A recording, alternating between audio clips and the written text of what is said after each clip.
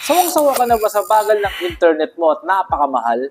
Ngayong araw tuturuan kita kung paano mag-register or mag-apply para magkaroon ka ng GFiber Prepaid. Panoorin mo lang tong video na to kaibigan hanggang dulo para matutunan mo kung paano ang paraan ng pag-register or pag-apply sa GFiber Prepaid.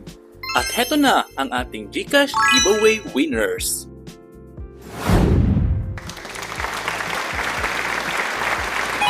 Ganito lang kadali sumali sa ating GCash giveaway. I-like, mag-subscribe at mag-comment lang kung bakit ikaw ang dapat manalo ng ating GCash giveaway.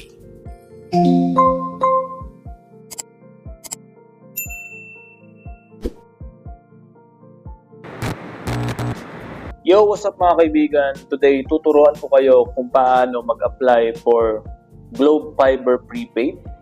And una sa lahat, i-download muna natin yung Globe One Get More from Globe Telecom. So ito yung one of their official application. So once na ma-download natin yan, i-open lang natin yung application. So ganito siya. Click lang natin yung maybe later. And dito pa lang sa ating main interface, makikita na natin dito yung 599 summer deal. Palinya na. Kung hindi man yan na nakita nyo, hanapin nyo lang yung Globe Fiber or GFiber Prepaid, then press nyo. Okay, so once pinress nyo yan, ida-direct tayo yan sa isang website na kung saan i-check kung available ba yung fiber within your vicinity. So gawin natin, click na natin yung check if fiber is in your area. Then, ilalagay natin dito yung ating location. So, for me, Zambales ako. Ilalagay ko yung Zambales. And, yung aking municipality, which is Botolan, lalabas naman yan dito sa ating drop-down. Alright, so yung drop-down natin, Botolan. And for our barangay, we are in Taugtog. Okay, kung ayaw, search na lang natin, Taugtog. And yung zip code natin automatically generated na yan ng system which is 2202. And let's specify the property type. So house tayo. Kayong bahala kung building ang tirahan nyo. Pero for me, house ang bahay ko. And house number natin, lagay natin is 3. And the street is, lagay natin to, Rosal Street. Ayan. So kompleto na yung details ng aking application. And pwede rin nating ilagay yung pin location or pin my location. So, madali lang naman i-pin. So, itatapat lang natin tong red pin kung saan ang bahay natin. So, for me, if I'm not mistaken, nandito yung bahay ko. Okay, kung di ako nagkakamali. 1, 2. Okay, so dito yung bahay ko. Kung di ako nagkakamali. Ayan. Diyan lang yung bahay ko. And check my address. So hold on, you're just checking your address. So your GFiber is available in your area. So ibig sabihin, pwede ako mag-avail. So ayan, meron tayong discount dito sa pag-avail ng Globe Fiber Prepaid, no? From 1,499 down to 599. So ito yung mga previous natin kapag nag-avail tayo. We have 3-7 days only upon activation of your GFiber modem. Walang kailangang documents according to this information, and very flexible ang payment via GCash, GrabPay, Maya, ShopeePay, and all na pwedeng available dito. So we can reload this prepaid for 699 only for 30 days. So ganun kaganda yung promo ng Globe Fiber Prepaid. So add to cart natin to mga kaibigan, and i-add natin yung mobile number natin. Okay, so once na may lagay natin yung mobile number natin, press lang natin yung next. Enter your 6-digit PIN to log into your account. Your account will be used to track your order as well. So, ilagay natin yung PIN natin. Okay, try natin kung gumana yung PIN natin. So, PIN is incorrect. Try natin yung ibang PIN natin. Baka nagkamali lang tayo. Okay, yun. So, gumana yung PIN natin. So, after natin mailagay yung PIN mga kaibigan, ilagay na natin yung personal information natin.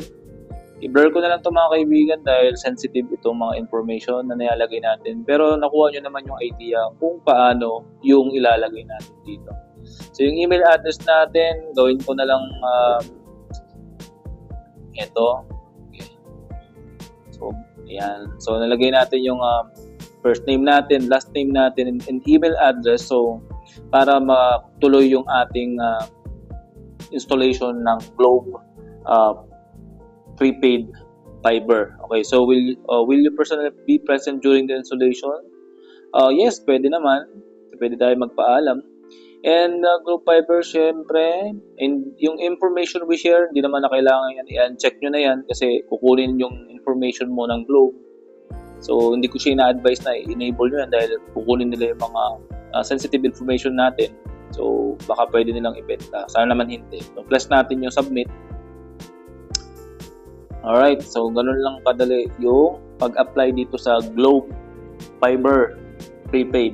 So, meron ditong schedule na kung kailan ang installation. So, I prefer to install the internet or the Wi-Fi or the Globe prepaid fiber on Saturday morning of March 22. Saturday yan, no? Set schedule natin. And, ayan, no? Nakita natin yung summary ng ating nilagay na service na kukunin natin from Globe. So, G-Fiber prepaid. So, $699 upon installation to make a top-up. And ito yung address ko.